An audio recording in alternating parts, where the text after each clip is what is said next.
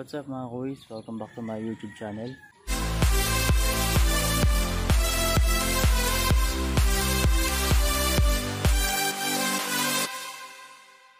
Shoutout nga pala kay Noel Tapalya, Manuel Franz, J.R. Gaspan, paring Rex Christian, Mamay.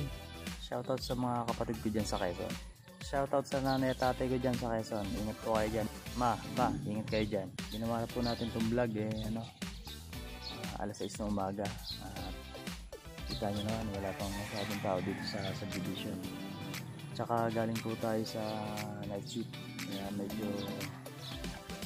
yung mata po natin ayan. Kulang pa tayo sa tulog. So for today's video po ay nagpalit po tayo ng hubs or nag-upgrade po tayo ng hubs. So ang ating naipalit ay yung budget lang na budget na hubs. So ito siya mga boys. Ayan. Links 32 holes at saka 6 fouls. Ang laman nito ay yung lumang hubs ko na yan. Yan pinagpalta na. Pwede pa naman to. So pang ano na lang siguro, ordinary bike na lang. Ang price niya sa internet iba yung price niya. Sa bike shop ang price niya ay 4.2. Installation 200, tigisang gulong na yun.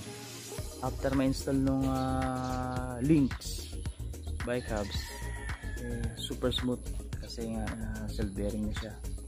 1 week na natin siya nagagamit. Performance okay. Yung links nga pala mga boys, 4 yung kulay niya: gray, pula, itim at saka yung asul. So yung asul yung napili natin, itim, dilaw, asul, kaya ang pinili natin asul. Kung mag-upgrade kayo ng hubs ninyo ay okay na yung links kasi mura lang siya. Ano nga pala siya, quick release hubs. Frame natin kasi nakadesign sa quick release, kaya quick release yung natin, binili natin hubs. Ayan. Meron siyang true axle, available din sa true axle, pero iba yung tsura niya. Yung true axle mas mahal, nasa 6,000. Okay na tayo dito. So yun guys, pakita ko lang sa inyo yung na-install na hubs. Okay, let's go.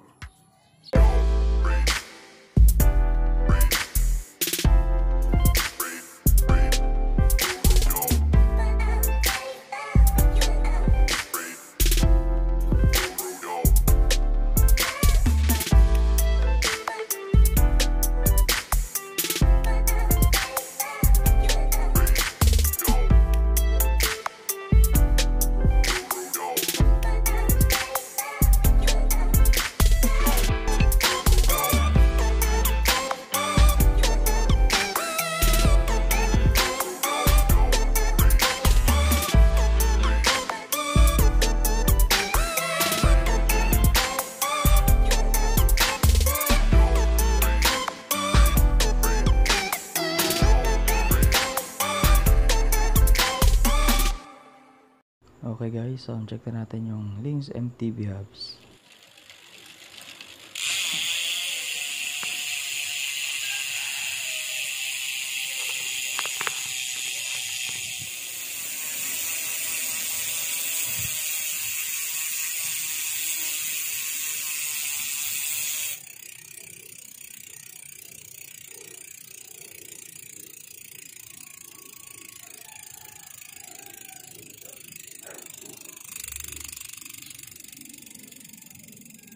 One minute, 37 seconds later. Okay, test drive naman natin mga boys.